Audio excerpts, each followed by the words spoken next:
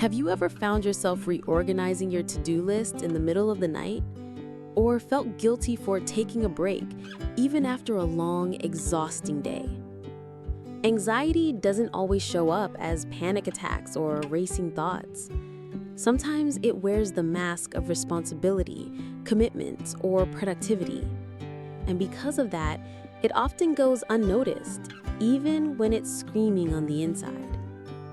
Today, we're taking a gentle, judgment-free look at some everyday habits that might seem harmless, even helpful, but could actually be quiet signs of anxiety.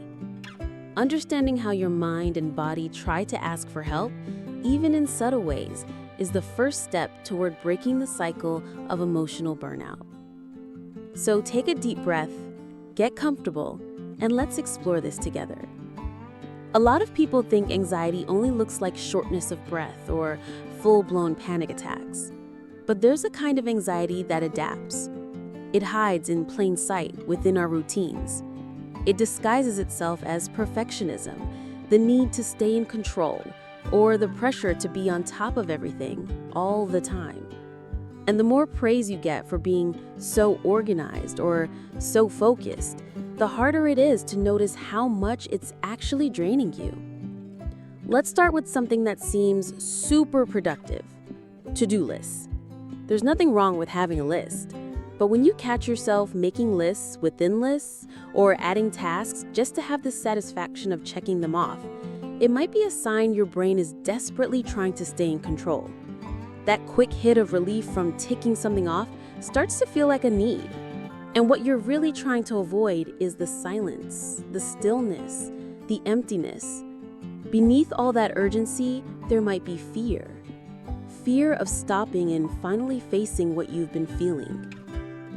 Another common habit is saying yes to everything, even when you're already stretched too thin.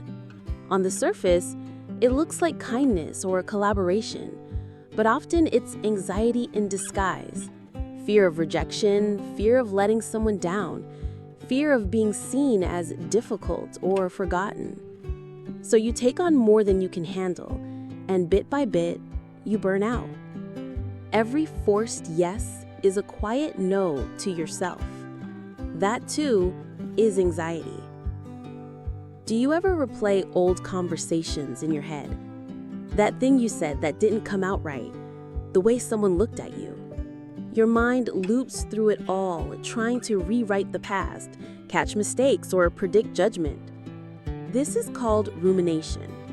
And while it may seem like self-reflection, it's often just anxiety trying to protect you from future embarrassment by keeping you stuck in the past. Another subtle sign: constantly needing validation. You ask for feedback even when you know you did a good job. You post a photo, then keep checking for likes. You look for input on every decision, not because you need it, but because you're afraid to trust yourself. Deep down, your self-worth feels tied to outside approval. And when the approval doesn't come fast enough, silence feels like rejection. That's exhausting. And yes, that's also anxiety. And finally, let's talk about how hard it can be to rest. You try to relax, but feel guilty. You put on a movie, but can't focus. Every pause is filled with an internal pressure to be doing more. So even when you're tired, you get up and keep working. Rest, which should be nourishing, turns into a trigger. Your brain has linked movement with safety, and stopping now feels like a threat. That's not strength. That's silent anxiety. If any of this sounds familiar, please know it doesn't mean you're weak or less capable. These patterns are your mind's way of trying to protect you. But even protection, when overused, can become a burden.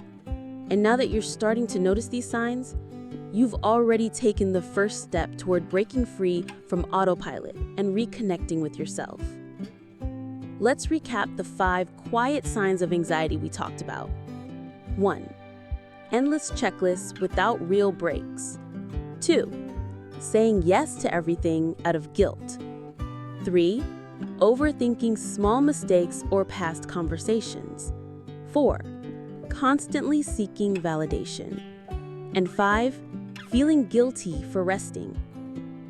Recognizing these signs is a brave act, and more than that, it's an invitation to care for yourself differently. You don't have to live in survival mode.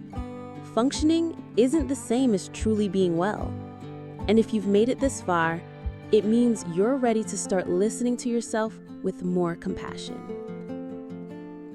So tell us, which of these habits hits closest to home for you today? Drop it in the comments. Share this with someone who might need this conversation too. And remember, your mind deserves rest, and your body deserves care.